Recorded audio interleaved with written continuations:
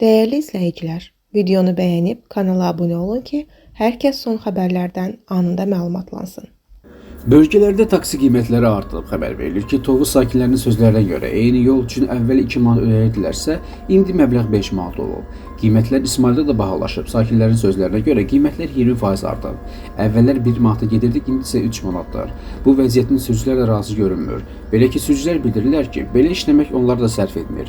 Bəzən qazandığımız benzin pulunu belə ödəmir. Bu maşının benzini xərci təmirini qarşılamır. Mövzu ilə bağlı nəqliyyat məsələləri üzrə ekspert Aslan Əsədovun sözlərinə görə bu artım gözlənilən idi. Bölgələr turistik ərazi olduğu üçün burada taksi qiymətlərinin artması da gözlənilən idi. Taksi fəaliyyəti üçün müxtəlif tələblər var. Bu tələblərdə əsas olan keyfiyyətin artırılmasıdır. Bu da avtomatik qiymətlərə təsir edir. Amma əsas faktor hazırda tətil günlərinə, tətil ayına görədir. Qeyd edək ki, taksi qiymətlərinin daha da artırılması istisna edilmir.